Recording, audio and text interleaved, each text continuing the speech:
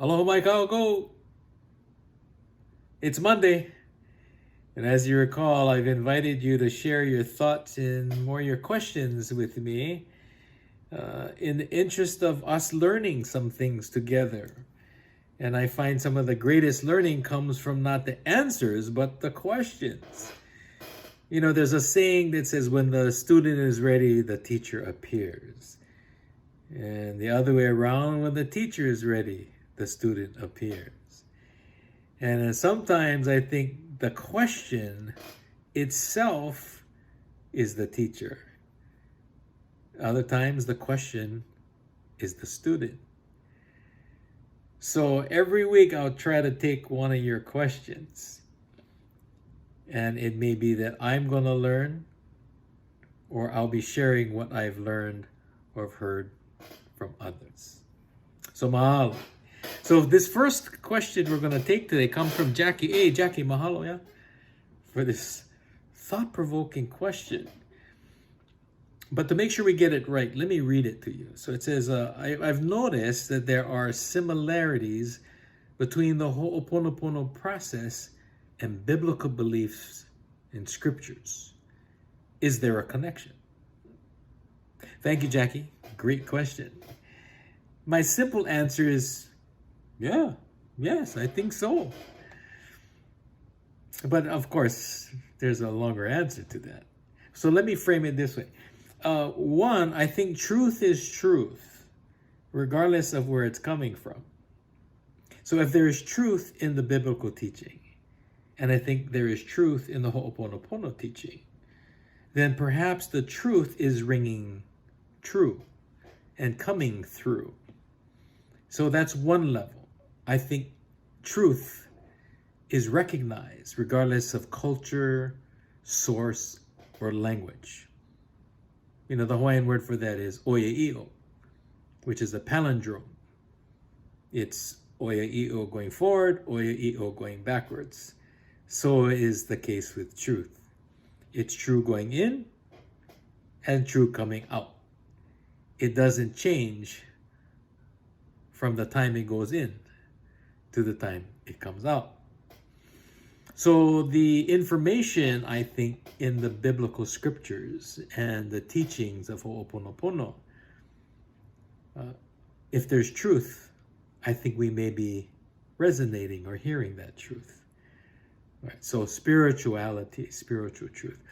But when it comes to Ho'oponopono, which is your question, I think it's important first that we distinguish the fact, or at least the notion, that the Ho'oponopono we are talking about is likely to be the Ho'oponopono that has been shared and updated by Auntie Morna na Lamaku Simeona, my kupuna, the Olohe or the Kumu that taught me and so many others. I say that because Ho'oponopono as a cultural tradition and practice is very different in terms of the protocols and procedures and even perhaps some of the language. So I'm going to limit my response to the assumption and belief that the Ho'oponopono you're referring to is that as it was updated by Auntie Morna na Lamaku Simeona. So as a facilitator of that, I can speak from that perspective. So similarity between Ho'oponopono and the biblical scriptures. I think in this case, there's one very specific or particular place in the Bible where we can find this similarity. And it starts with the notion that Ho'oponopono is a forgiveness process, a process to make right, to put things in order, but more importantly, to avoid future problems and pilikia, trouble, as we say, by removing the roots or the causes to that pilikia, which is, as we all know in the Ho'oponopono, as it was taught by Auntie Morna, is to ask divinity, God, to remove the memories, the true problems, the sources of those problems, and not just the symptoms, which is the things we see around us and experience. So in that case, you're asking for the memories to be changed, removed, and released, which prevents us from making more pilikia for ourselves and others. So if that's the case, then there is one place, and in that place is in a prayer that was taught to the apostles who followed the rabbi, the great teacher, Jesus. So you can look, I believe it is in the book of Matthew, as well as several other books, but in the case of Matthew, he tells of a time when the apostles gathered and they asked Jesus a simple question. Say, hey, Jesus, can you teach us how to pray, please? And Jesus' basic response is, yeah, sure.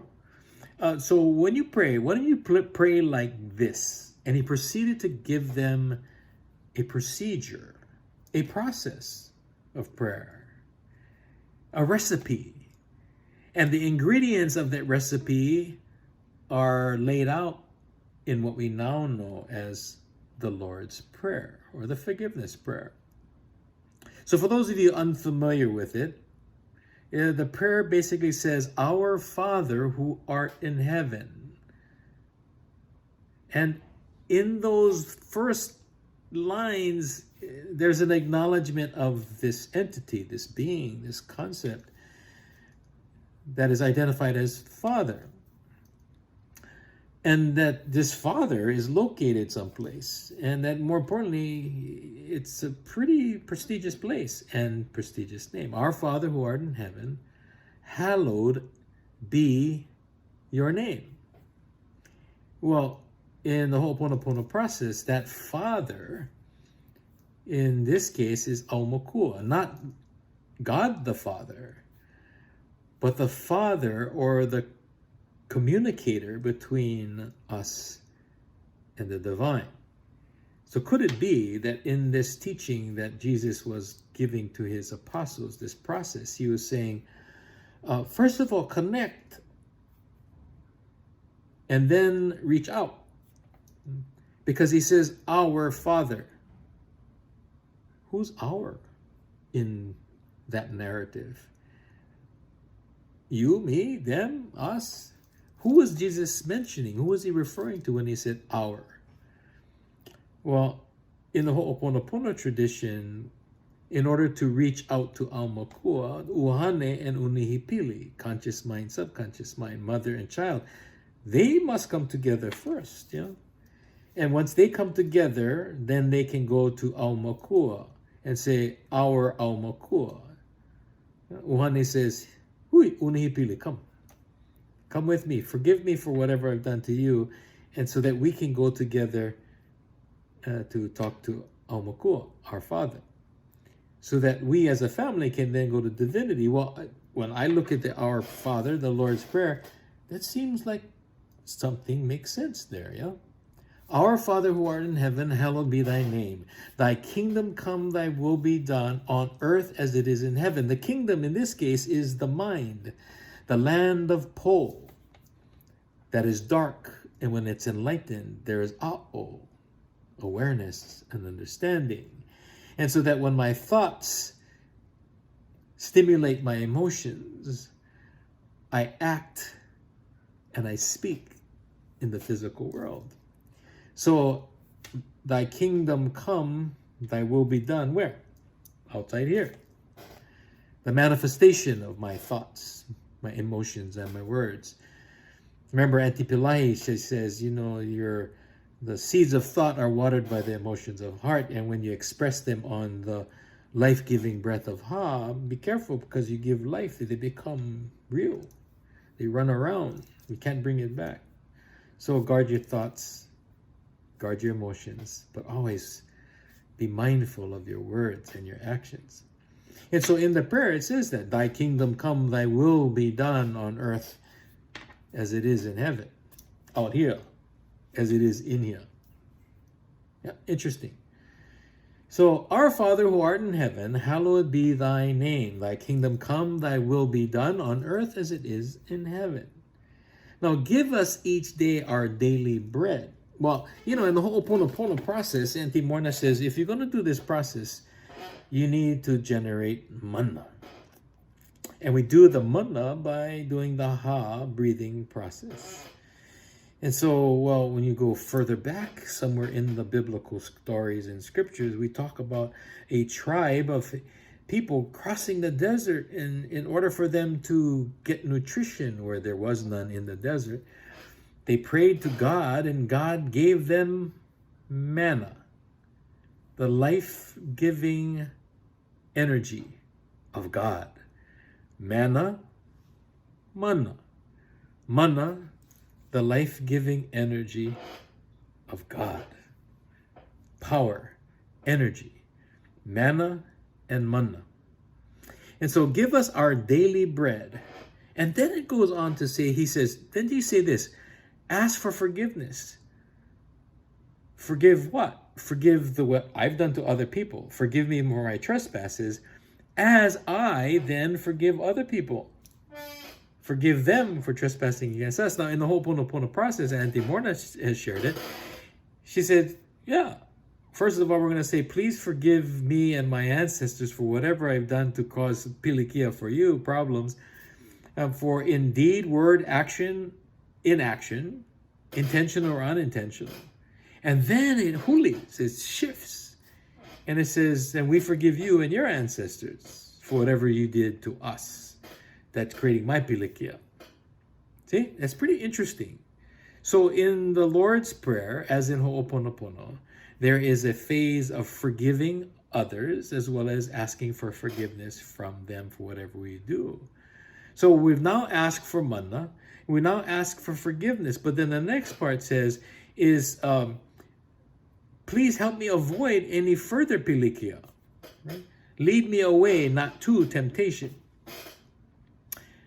Well, in Ho'oponopono, that temptation may actually be the triggers. Triggers to what?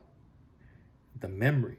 And so when we do Ho'oponopono, we are asking divinity to remove the memory, to transmute the memory that serves as a barrier or obstacle or a temptation to do something ha'olepono, to hurt others, hurt ourselves, to do something that is out of line. And the best way to do that is to remove that memory. So the next time I am tempted, or the next time something presents itself to me where I would normally react in a negative way or a harmful way to them or to myself, I don't act that way anymore, because Ho'oponopono has helped to hala, move it on, right? Kill the idea, remove the idea, oki, to cut it free. And so just in this thing called the Lord's Prayer, I would question and ask, was the good Lord, the rabbi, the teacher, really saying, here's the prayer, or as Matthew was saying, answering the request on how to pray? Auntie Morna is not teaching us forgiveness. She's teaching us how to ask for forgiveness. How? By unifying mind, body, and spirit. By having the conscious mind, the mother, ask the child to come together so that they can go to our Father. Who is the our? Mom and child. Our Father, who dwells in this higher place, the higher self. Is that, can we come together so that we can now go to divinity, God, and ask for forgiveness, as well as to be freed from any further temptation? So that's just one area. There are many, many others, by the way. But regarding this question of Ho'oponopono and the similarities, that is clearly one of the similarities. But remember my axiom, or our axiom, similar is not same. But it certainly does beg the question, was Jesus really a kahuna living in the desert teaching Ho'oponopono? Yeah, could be. Jackie, thank you again for the question and the opportunity to explore something very interesting. So remember, send in your questions, and next week we'll try again. Until then, aloha. Malamapono. Yeah, be careful, be well, be safe. See you next week. Aoi ho.